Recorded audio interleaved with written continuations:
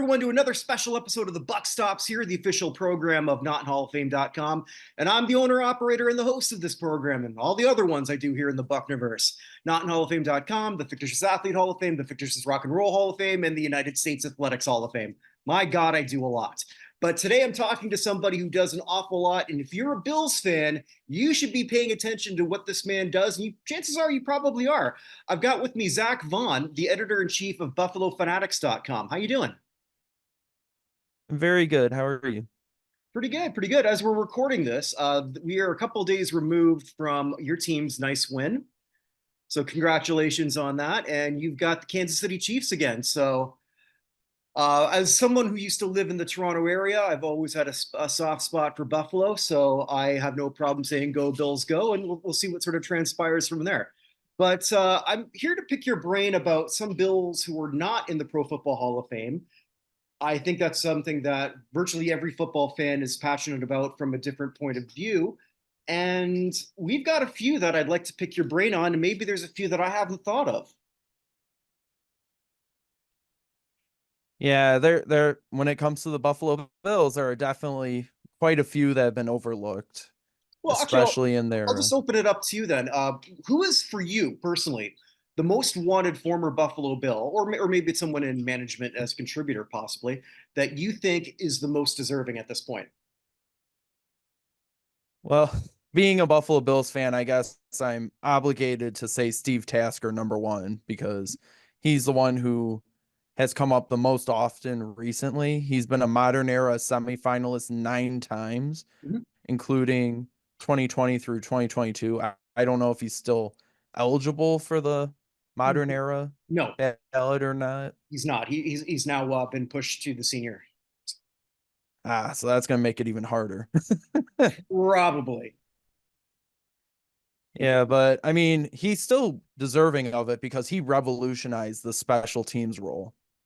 And that's why, like, I know you had mentioned before he came on that you had talked to a Patriots guy. I don't know if they brought up Matthew Slater.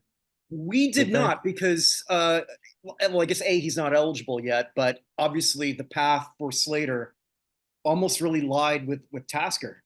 So Yeah.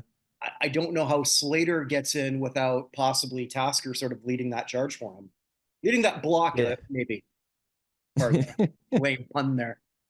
Yeah, I mean, it would have been nice to have gotten Tasker in as a player, Mhm. as a modern era, but and I know that senior contributor category is going to be a lot harder to get into, but I still think Steve Tasker's worth it because even in his career, he was a 7-time Pro Bowler as mainly a special teamer, which back in that time when it was Jim Kelly, Thurman Thomas, Andre Reed, all Bruce Smith, all of them continually being at the Pro Bowl when it meant something. And then you also had Steve Tasker there with them in Honolulu. So, and just he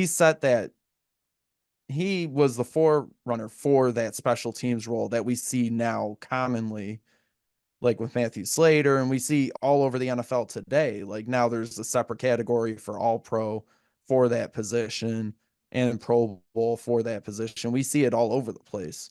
And I think it really started with Steve Tasker. And that's why I still think, and not just saying it as a Bills fan, but just as a football fan in general, I still think he should get in. But I do realize it's going to be a lot harder now that he's in the senior contributor category. Although we've noticed with the senior contributor category, sometimes names will come out of nowhere. Like, for example, Steve McMichael, who was never a semifinalist, saying that we know that there's a sadder story beyond for Mongo at this point, but it's not impossible. Ken Riley comes to mind.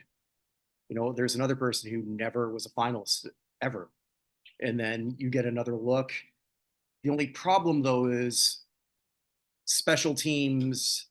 Especially with what we're seeing with some of the rules changes, it could be something from a bygone era, especially as a generation's out. Is that even good English? Probably not. Good thing I was an English major, huh? But yeah, so it's hard, but not impossible. There's another player of that same era that I personally feel bigger about, and I want to see if you feel the same. Cornelius Bennett. I'm a huge Biscuit fan. Yeah, Biscuit. Oh yeah, he was another one of those cornerstone players, and I did notice he was on your website listed, and I know that I think, just drawing up my notes real quick. Uh, yeah, he was a semifinalist in 2021. He's been nominated 13 times, and most recently this year too. Like he's gotten up into that process. He's gotten to the semifinal round, but obviously he seems to fall behind when you consider some of the other great edge rushers of his time, like Jared Allen, who I know is one of the finalists this year, and I believe he is deserving of Mhm. making it in. Dwight Freeney, former Syracuse edge rusher, loved him, loved watching him grow up. I think he has a strong case too. I do believe that Bennett should also have a strong case. He was a 5-time Pro Bowler, 1-time All Pro, 2-time UPI Defensive Player of the Year. He was on the Hall of Fame's All 1990s team. He was. And that kind of stuck out to me too. It's like, how are you on the Hall of Fame's All 1990s decades team, and yet he's struggling to get that recognition and get in the semifinal category? That kind of surprised me, but Do you think maybe they were just like one Super Bowl win away from sort of having possibly Tasker in or Bennett in? Because that's the one thing of that those guys that we were talking about earlier don't have. yeah, I do think that definitely would have helped the resume. Like you think about a lot of guys, like not even talking about the Bills right now, but Eli Manning. He was a career 500 quarterback, but his best moments came in those 2 Super Bowl runs against the New England Patriots. And that's why I think everyone's considering that he'll probably have a case to get into the Hall of Fame, or likely ends up in there, even though maybe otherwise he shouldn't have. Yeah, it's funny when I talked to the gentleman from Atlanta and we sort of had that conversation. Eli came up again because we were discussing Matt Ryan.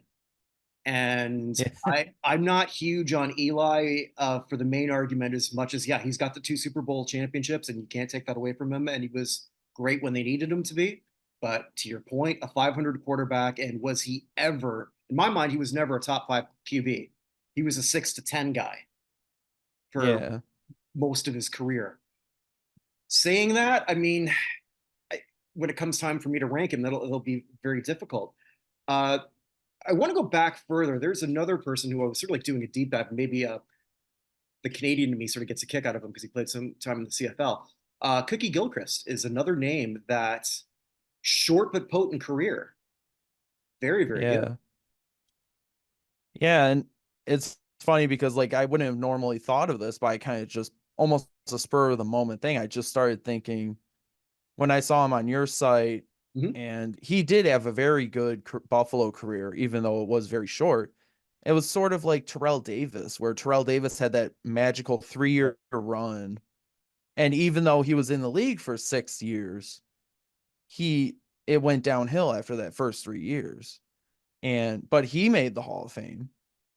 And I know that another thing I think about is maybe it was because it was the AFL years, but there is precedence because Billy Shaw, the Mm-hmm. Buffalo Bills guard, he is in the Hall of Fame, and he's the only NFL player to ever make the Hall of Fame, having not played a snap in the NFL.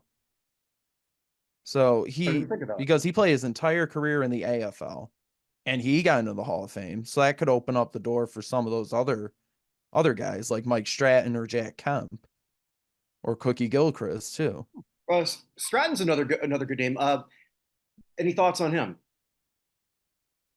Yeah, I think the thing that stuck out to me was, obviously I try to research the stats too, but it's kind of harder when you get that far back. Like Pro Football Right. Reference is very limited on that. Mm-hmm. But he was well decorated in the AFL. He made 6 All-Star games, 3-time All-Pro. He was a 2-time AFL champion. He was on those 2 Bills Mm-hmm. championship teams, and he had that monumental moment, the hit heard around the world. And I think that was the main thing that stuck out to me, that maybe could help lead the charge if he were to end up on the ballot as a senior contributor or whatever. That it could be because he had a historic moment Mm-hmm. that was encapsulated in that era. Is there someone that I might be missing that you want to champion? I'm sure there might be a few. I did think about a couple others Mhm. in the lead up to this. But the one guy I would come out second guy behind Tasker I would come out really strongly about, and it's because I've written a couple different articles about Mhm. his Hall of Fame credentials, comparing him to some of his other peers. London Fletcher, the former Bill, Ram, and And, Washington. and semifinalist, yeah. Yep, he was a semifinalist twice. Mhm. Seemed to have mistyped when he was, but Well, I know this his name. year I know it last, was recently. yeah, It the was last 2 years. Yeah, so he was a yeah, semifinalist this year. I'm pretty sure last year also. Uh, Tackling numbers are obviously very, very good, and yeah, he was that's what the lands him here. But I also look at him in a similar way. Was London Fletcher ever a top five guy? I don't know. I never felt that way, but I felt that he was very good for a very long time. he was the Yeah. Iron Man. He never missed a game in 16 years. And that's astounding, especially because it was pre-player safety Mhm. just right before that. I believe, like you said, the reason he probably isn't in yet and he probably might have a hard time getting in is because he played with so many other legendary legends. Ray Mhm. Lewis, Patrick Willis, I know he's been on the ballot the last few years. He had a strong career. Brian Urlacher, Zach Thomas, who finally got in Mhm. recently. And it was funny enough because I compared multiple of those guys in my one of my articles and how he statistically kind of fared well against most of them. I did notice though because I wrote a second one, I believe it was when Sam Mills got enshrined. Mhm. But like Sam Mills, it was probably the very similar to Fletcher, even though he played less years, and it's been widely recognized he made a tremendous impact in the game. But he only had 5 Pro Bowls and one first team All Pro, and he didn't have a Super Bowl ring. London Fletcher made 4 Pro Bowls, had 2 second team All Pros, and got a ring.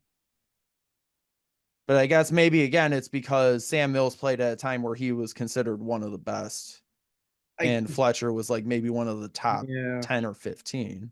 I'm a Saints guy. But I actually think Mills might have jumped over Pat Swilling personally, but that's Sam Mills does have that great story, and that that that's certainly probably what helps. the difference maker was. Yeah.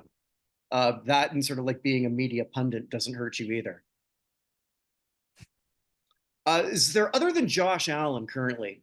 Which current Bill do you think has Ooh. the best Hall of Fame chances, or is there one? Man, it would be really easy for me to say Stephon Diggs, but I Mhm. feel like, I mean, he very well could end up in that James Lofton tier. Like he's definitely going to be one of the greatest Bills receivers ever. He's already like top 3.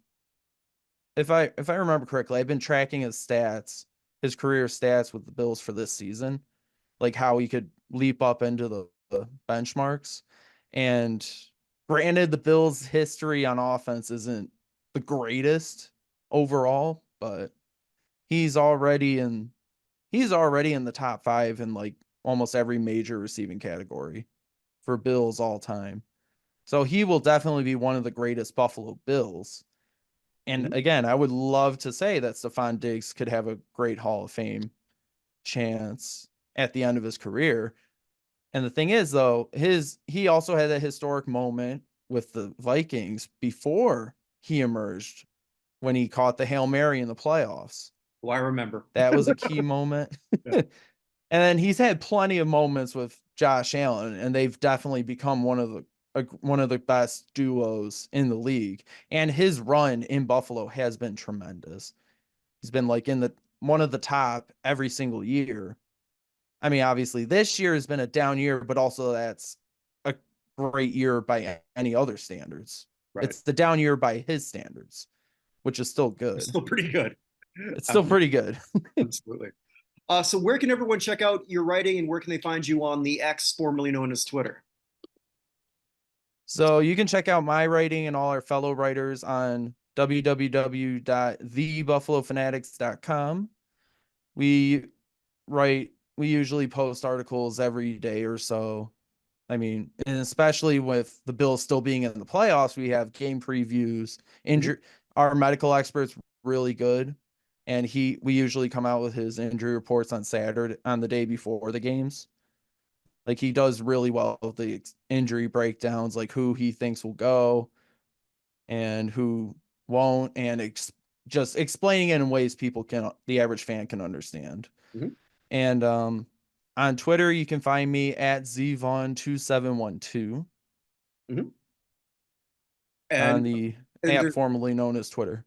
and there's one for the site also on Yep, they are Buffalo Fanatics. That Twitter is at BFlow Fanatics. Okay. Excellent. Well, good luck to your Bills for the rest of the way. And thank you so much for coming here. And if you liked everything that you saw here, check out some more interviews at notinhalloffame.com.